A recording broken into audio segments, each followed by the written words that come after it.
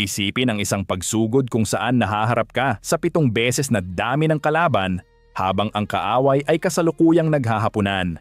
Ito ang totoong kwento kung paano nanalo ang isang sugal na tila pagpapakamatay hindi lamang sa isang labanan, kundi kung paano nito binago ang takbo ng isang buong digmaan.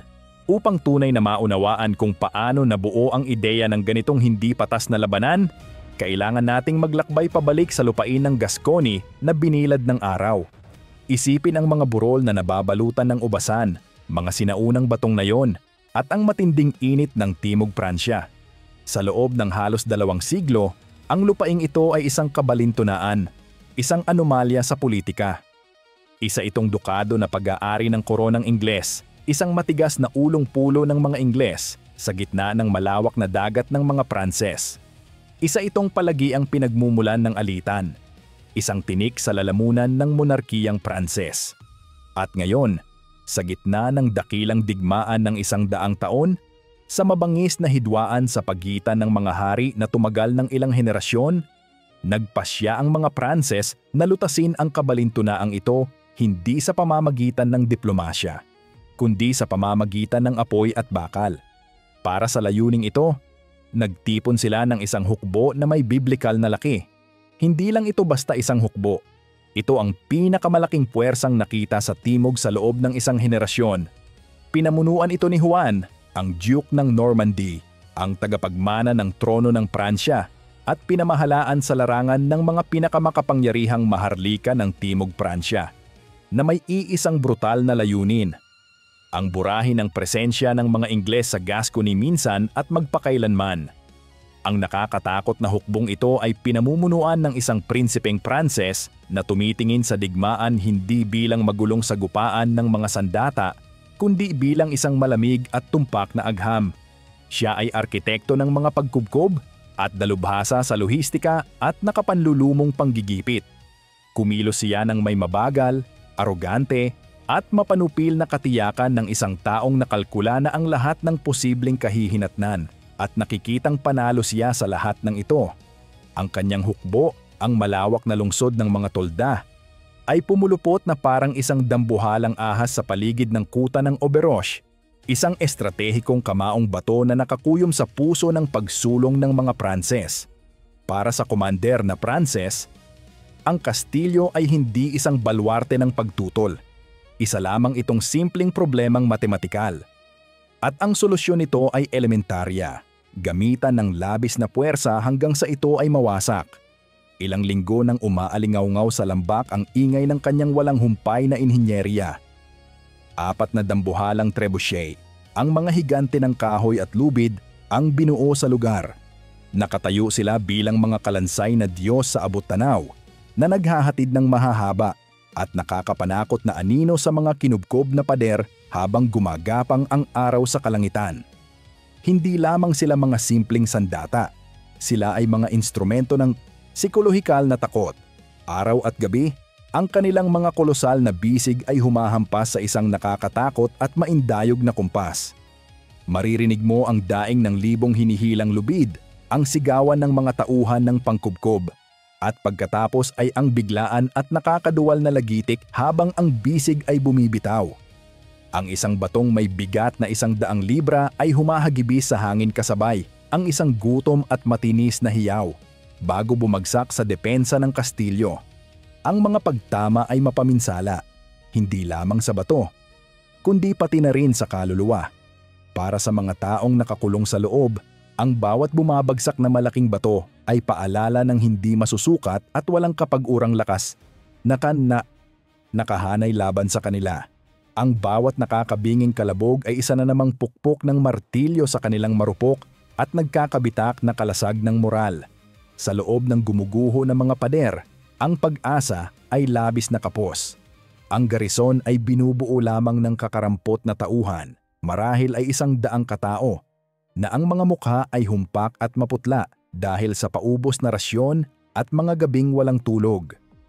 Ang patuloy at dumadagundong na tambol ng mga makinaryang pangkubkob ay nangangahulugang ang tulog ay dumarating lamang sa maiikli at puno ng bangungot na mga yugto.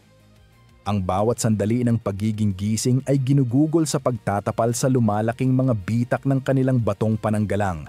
Batid na ito ay walang saysay na pagsisikap. Ang balon ay mapanganib na mababaw na at ang tubig ay may lasang putik at kawalan ng pag-asa. Ang mga bariles ng butil ay halos wala ng laman. Ang laman nito ay ipinapamahagi sa kakarampot na takal. Sila ay lubusan at ganap na nag-iisa, isang nakalimutang isla sa dagat ng mga kaaway.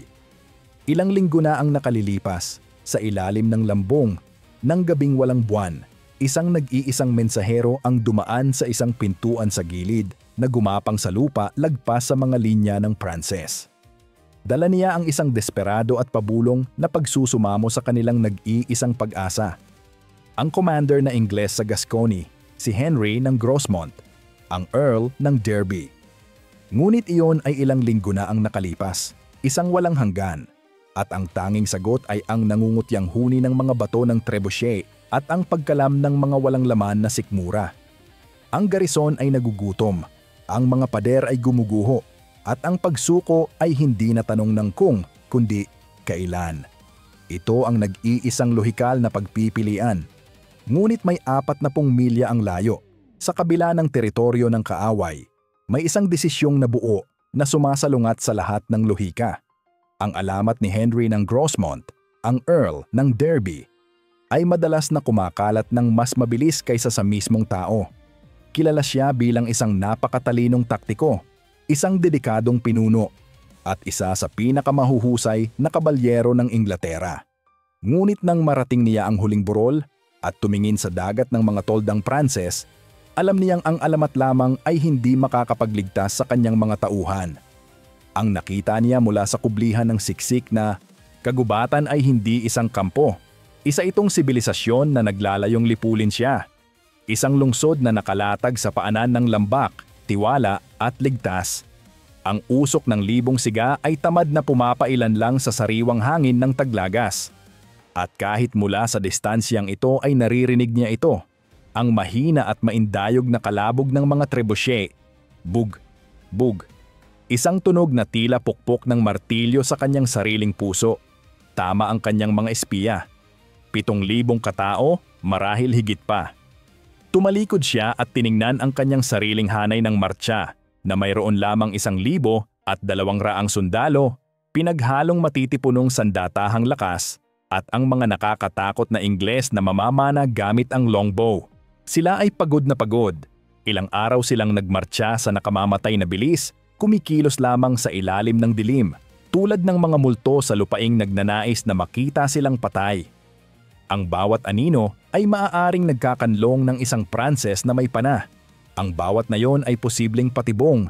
Sila ay mga lobo, hindi mga leon, ginawa para sa pananambang, pag-aabang, at kidlat na pag-atake. At sa harap nila ay nakahimlay ang isang halimaw na may laki na hindi kayang ilarawan sa isip. Kasama niya ang kanyang mga pinagkakatiwalaang kapitan, mga veteranong namuti na ang buhok sa 12-dosenang kampanya, kabilang ang tanyag na si Sir Walter Manny, isang bayani na ang pangalan ay kasing kahulugan ng pagkamaginoo at halos walang ingat na katapangan. Ngayon ay nagtipon sila sa paligid niya sa mga nakakubling anino. Ang kanilang mga mukha ay seryoso, habang napagtatanto ang laki ng kalaban. Ang matematika ay simple, brutal. Nahaharap sila sa higit sa 5 beses na dami ng kalaban. Ang isang tradisyonal at hayagang labanan ay hindi magiging pagkatalo. Ito ay magiging pagkalipol. Si Sir Walter Manny, ang pinakamatapang sa mga matatapang, ang siyang bumigkas ng malamig at matigas na mga argumento. Ginoo, panimula niya. Ang kanyang boses ay mahina at matatag. Ito ay higit pa sa ating lakas. Masyado tayong kaunti. Ang atakihin ang hukbong ito ay katumbas ng pagtatapon ng ating buhay para sa wala. Kailangan nating umatras at maghintay ng tulong mula sa Earl ng Pembroke. Sumingit ang isa pang kapitan. Tama siya, Ginoo. Wala na tayong magagawa para sa garison. Hindi natin sila maililigtas sa pamamagitan ng pagkamatay kasama nila. Hindi ito plano ng digmaan. Ito ay malawakang pagpapakamatay. Tinawag itong pagpapakamatay ng kanyang mga kapitan. Ang kanyang sariling mga mata ay nagsabing ito ay imposible. Ang lahat ng instinto ng pamumuno sa militar ay bumubulong sa kanya na umatras, na ingatan ang kanyang maliit at mahalagang hukbo para sa ibang araw. Ngunit iba ang nakita ni Derby. Tumingin siya lagpas sa libu-libong sundalo, sa mga nakalatag na tolda, sa tila napakalakas na puwersa. Nakita niya ang isang maliit at kumikinang na kahinaan sa hukbong Pranses. Isang nag-iisa at nakamamatay na kapintasan na nagmula sa kanilang sariling tagumpay. Mga kayabangan. Ang kanyang kahusayan ay nakasalalay sa pagtingin sa larangan ng digmaan hindi lamang bilang pisikal na espasyo, kundi bilang psikolohikal. Alam niyang ang garison ay nasa bingit na ng ganap na pagbagsak. Ang isang araw na paghihintay para sa tulong ay maaaring maging araw kung kailan tuluyang susuko ang mga pader o itataas ang puting watawat. Ang pagkakataon ay mawawala magpakailanman. Tumingin siya muli sa kampo ng mga Pranses, hindi sa lakas nito, kundi sa ayos nito. Ito ay relax, nakalatag. Ang depensa nito ay pabaya, tila huli na lamang sa isip. Pakiramdam nila ay hindi sila matatalo, at ganoon din sila kumilos. At alam niya ang mga gawi ng maharlikang Pranses, ang kanilang mahigpit na pagsunod sa rutina ng pagkamaginoo, ang kanilang pagmamahal sa kaginhawahan at seremonya. Alam niyang sa paglubog ng dilim, magtitipon sila sa kanilang mararangyang pabilyon. Ang kanilang mabibigat na baluti ay huhubarin, pakikinangin at itatabi ng kanilang mga tagapaglingkod. Ang kanilang isipan ay nasa pagkain, sa alak, sa pagdiriwang ng isang tagumpay na hindi pa naman naipapanalo. Ang kanilang malawak na hukbo ay magiging isang natutulog at busog na higante, isa iyong baliw na kaisipan, isang sugal ng isang baliw. Isang plano na kapag nabigo ay magmamarka sa kanya bilang isang walang ingat na hangal magpakailanman. At iyon mismo ang dahilan kung bakit ito gagana. Walang matinong komander ang mag-iisip na gawin ito.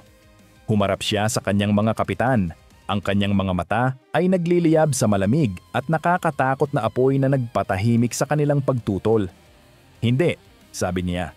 Ang kanyang boses ay mahina ngunit humiwa sa tensyon na parang labaha. Hindi tayo maghihintay, hindi tayo aatras, aatake tayo ngayong gabi. Itinuro ng kanyang isang daliring nababalutan ng bakal ang mga kumukutitap na siga. Aatake tayo habang sila ay naghahapunan. Isang gulat at mabigat na katahimikan ang bumalot sa konseho ng digmaan. Iminungkahi niyang umatake gamit ang 1,000 at 200 pagod na tao laban sa 7,000 sa gabi laban sa isang kuta na kampo. Ito ay planong ipinanganak mula sa dalisay at kalkuladong desperasyon.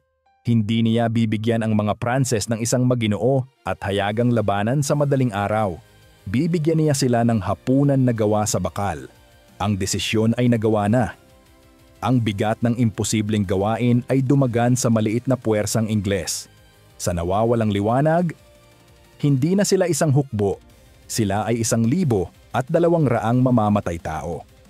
Ang tanging sandata nila ay ang sorpresa, gulat at ang labis na katapangan ng kanilang plano. Ang mga utos ni Derby ay brutal na simple. Hahatiin niya ang kanyang maliit na hukbo, isang mapanganib na hakbang na uunat sa kanyang kakarampot na bilang hanggang sa hangganan. Siya mismo ang mangunguna sa 400 nakasakay na kabalyero at sandatahang lakas sa isang direkta at dumadagundong na pagsugod sa puso ng kampo. Ang kanilang target, ang mga pinalamuti ang pabilyon ng punong himpilan ng Pransya. Samantala, si Sir Walter Manny at ang natitirang 800 mamamana ay magsisimula sa isang tahimik at nakakapagod na pagmartsa sa madilim na kagubatan patungo sa isang Tagaytay na nakaharap sa kampo mula sa hilaga. Kailangan nilang manatiling nakatago. Ang kanilang mga palaso ay nakahanda, tahimik tulad ng mga multo, hanggang sa marinig nila ang hudyat.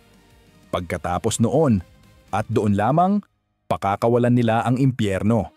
Habang nagsisimulang lumubog ang araw sa abot-tanaw, na nagpipinta sa langit ng kulay dugo at lila, isang tahimik at halos relihiyosong tensyon ang bumaba sa mga sundalong Ingles. Sinuri nila ang mga singtsa ng kanilang mga upuan, bumulong ng mga dasal, at hinasa ang mga patalim na sadyang matatalim na. Mula sa mga puno, pinanood nila kung paano nagbagong anyo ang kampo ng Pransya mula sa isang makinang pangmilitar patungo sa isang maluwag na komunidad sibil. Ang maindayog at nakamamatay na kalabog ng mga trebuchet ay tumigil. Sa halip, ang mga siga ay namukadkad bilang mga kulay kahel na bulaklak sa malawak na parang. Ang ingay ng pagpupukpok ng mga baluti ay napalitan ng tawanan, kwentuhan, at ang malayong masayang tunog ng laudi ng isang naglalakbay na makata. Ang kaaway ay bulag, bingi, at komportable. Sila ay malaki, ngunit sila ay natutulog. Ngayon, ang lahat ay nakasalalay sa iisang tunog ng trumpeta. Sa kampo ng mga Pranses, ang hapunan ay isang marangya at relax na kaganapan. Sa pangunahing pavilion, isang marangyang tolda na gawa sa seda at bordadong mga watawat. Ang komander na Pranses at ang kanyang mga maharlika ay nakaupo sa mahahabang mesa na punong-puno ng pagkain at alak. Nag-iinuman sila para sa kanilang tiyak na tagumpay. Kinukutya nila ang Earl ng Derby na nasa malayo, na iniisip nilang nanginginig sa likod ng mga pader ng Bordeaux, at labis na takot na harapin sila. Ang kanilang mga baluti ay tinanggal, ang kanilang mga isipan ay malayo sa anumang labanan. Ito ang perpekto at nakamamatay na eksena ng labis na kumpiyansa. Sa kagubatan, nakasakay si Henry ng Grosmont sa kanyang kabayong pandigma, isang tahimik at nakabaluting rebulto. Ang kanyang mukha ay hindi mabasa sa likod ng bakal na maskara. Itinaas niya ang kanyang isang kamay na may baluti, naghihintay. Ang liwanag ay mabilis na nawawala. Ang mga tunog ng kasiyahan mula sa kampo ay lumalakas. Dumating na ang sandali. Ibinaba niya ang kanyang kamay. Ang nag-iisang trupon na nakatayo sa kanyang tabi ay inilapit ang instrumento sa kanyang bibig. Isang matinis na tunog ng trumpeta ang bumasag sa katahimikan ng gabi. Sa loob ng isang tibok ng puso, wala kundi pagkalito. Ang mga sundalong Pranses ay tumingala mula sa kanilang pagkain. Isang piraso ng tinapay ang nasa kalagitnaan papapunta sa kanilang mga bibig na may naguguluhang tingin sa kanilang mga mukha. Ano iyon? Isang grupo ng nangangaso? Pagkatapos ay sumabog ang mundo. Mula sa mga kagubatan sa silangan, 400 Ingles na kabalyero ang sumugod sa isang marahas at desperadong pagtakbo. Ang mga kuko ng kanilang mga kabayo ay dumadagundong sa parang tulad ng tambol ng kamatayan. Sila ay alon ng bakal at galit na humampas sa gilid ng kampo nang may hindi mailarawang dahas. Ang kanilang target ay ang grupo ng mga maharlikang pavilion at tinamaan nila ito na parang isang pambasag ng pader. Sa parehong sandali, mula sa Tagaytay sa Hilaga, 800 Ingles ang sabay-sabay na nag-inat ng kanilang mga longbow. 800 ulo ang tumagilid, 800 pisi ang hinila hanggang sa tainga. Si Sir Walter Manny ay sumigaw ng isang salita. "Tira!" Tumunog ito na parang nahati ang langit sa dalawa. Isang bagyo ng bakal, ang baha ng kamatayan na tumpak na itinutok, ang bumuhos sa sentro ng komando ng Pransya. Ang mabibigat at may habang 1 yardang mga palaso na tumatago sa baluti ay bumaba ng may nakakatakot na bilis. Tumatago sa lona, kahoy, takip ng karwahe, at laman ng may nakakaduwal na kadalian. Ang mga kabalyero na ilang sandali pa lamang ang nakararaan ay tumatawa at umiinom, ay patay na, nakapako sa kanilang sariling mga hapagkainan ng 3 talampakang kahoy na yew ng mga Ingles. Ang mga tagapaglingkod, tagapag-alaga ng sandata at mga maharlika ay pare-parehong nilagim sa isang iglap. Ang mga mamamana ay nagtrabaho ng may nakakatakot at parang makinang kahusayan. Pagkakabit, paghila, pagtira. Ang ikalawang bugso ay nasa himpapawid na bago pa man tumama ang una sa target. Sinundan ito ng ikatlo. Isang ika-4. Hindi ito labanan. Ito ay pagbitay mula sa layong 200 yarda. Ang sorpresa ay ganap. Ang takot ay agaran. Ang nakakatakot na hukbong Pranses na 1 minuto pa lamang ang nakalilipas ay simbolo ng pinakamataas na kapangyarihan. Ngayon ay isang pugot at nagsisigawang kumpol ng mga tao. Ngunit sa isang sandali, nangyari ang imposible. Pinugutan ng ulo ng pagsugod ng mga Ingles ang komando ng Pransya. Ang ulan ng palaso ay naghasik ng kaguluhan at kamatayan sa kanilang sentro. Ngunit ang isang hukbong may 7,000 ay isang bahay pukyutan at ang mga galit na kawan nito ay nagsimulang lumabas. Libu-libong sandatahang Pranses na nahimasmasan mula sa unang pagkabigla ang dumampot ng kanilang mga espada at kalasag, at nagsimulang bumuo ng pira-piraso at galit na linya ng labanan. Ang maliit na pangkat ng mga kabalyero ni Derby ay nasa malalim na bahagi na ng kampo. Nawala na ang kanilang buwelo.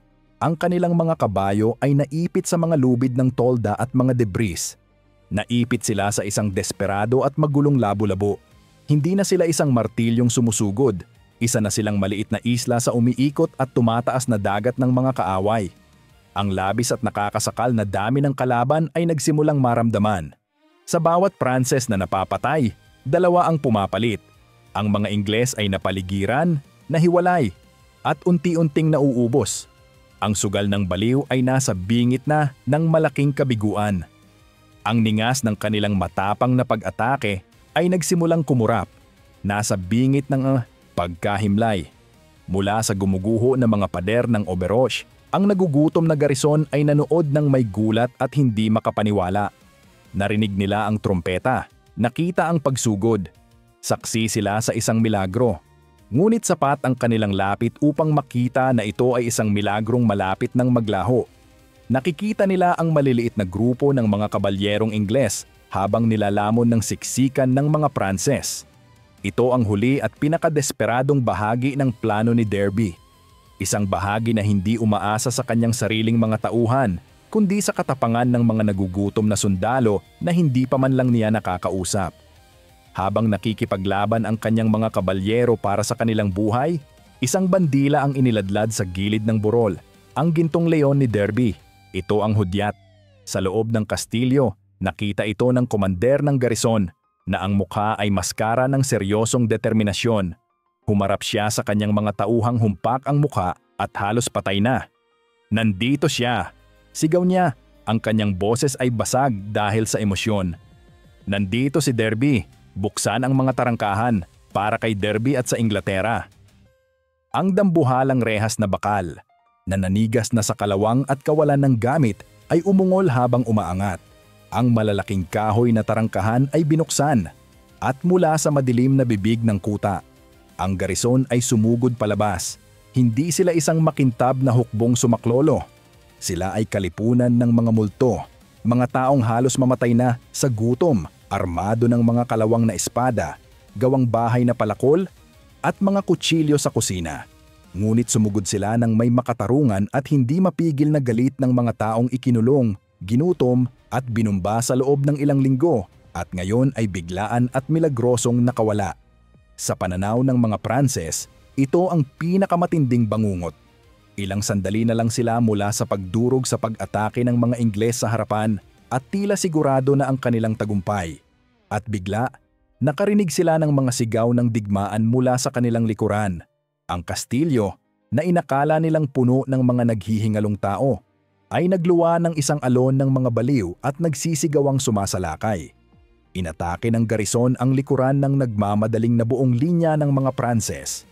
Ito ang perpekto at brutal na pagsasagawa ng taktikang martilyo at palihan.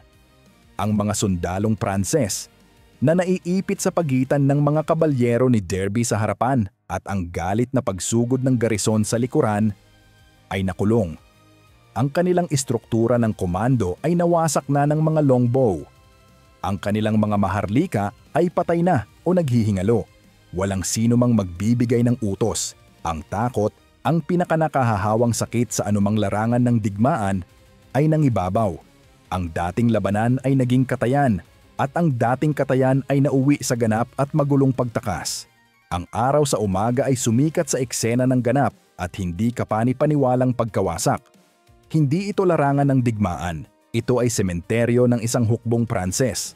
Ang paanan ng lambak ay isang bunton ng mga nawasak, na mabasap manapabiliyon, tumaob na mga karwahe at inabandonang kagamitan sa pagkubkob. Ang malalaking trebuchet ay nakatayo ng tahimik at iniwan bilang mga monumento ng isang nabigong kampanya. Ngunit ang tunay na sukat ng tagumpay ay hindi nasukat sa mga nasawi, kundi sa mga bihag. Habang naglalakad ang mga Ingles sa mga guho, nagsimula nilang mapagtanto ang laki ng kanilang nakamit.